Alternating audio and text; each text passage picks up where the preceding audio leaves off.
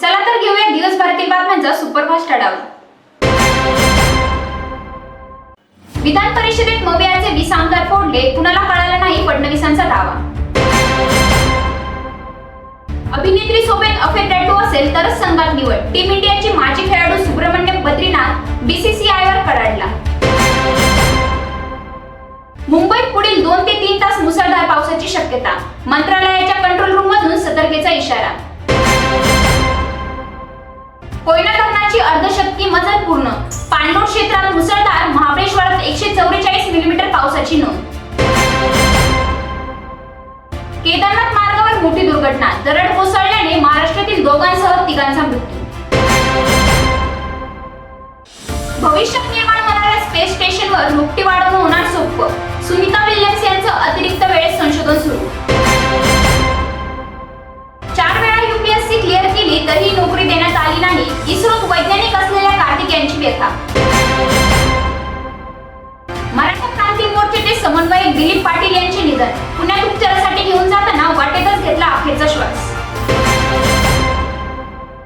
वादळानंतर तो सावरला, नताशा सोबत घटस्फोटानंतर 2 दिवसांनी हार्दिकने केला नवीन बिझनेस लॉन्च। सुनावणी महिनाभर पुढे ढकलल्याने स्थानिक स्वराज्य संस्थांच्या निवडणुका पुन्हा लांबणीवर।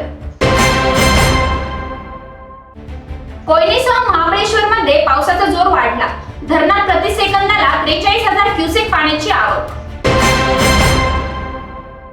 अहमदनगरच्या नामांतरास चॅलेंज, हायकोर्टात याचिका दाखल, सुनावणीची तारीख पडली, सरकारची डोकेदुखी वाढली।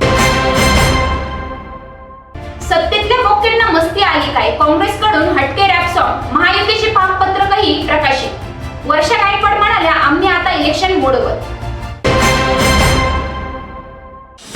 ऑगस्ट मध्ये बघा कसे डाव टाकतो, 4-5 जाती एकत्र आल्या तर सत्ता आपलीच, मनोज जरांगेंचा सरकारला इशारा।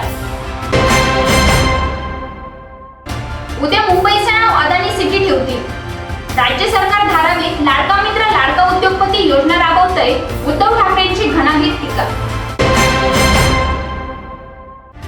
लाडकी बहीण योजनेचे 1,500 रुपये आम्हाला आयुष्याला पुरणार का, मनोज जरांगेंची सरकारवर जोरदार टीका।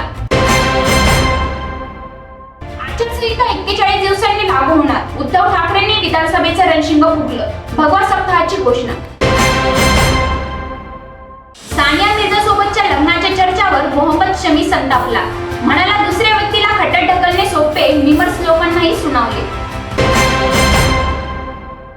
ऋषभ पंत दिल्ली कॅपिटल्सला रामराम करणार असल्याची चर्चा रंगली, MS धोनीच्या चेन्नईकडून खेळण्याची शक्यता। करायचा आहे लाईव्ह कार्यक्रम किंवा आहे कसले आंदोलन, जनसामान्यपर्यंत पोहोचेल आपला हक्काचा आवाज, आवाज जनतेचा। बातमी व जाहिरातीसाठी संपर्क करा स्क्रीनवर दिलेल्या नंबरवर।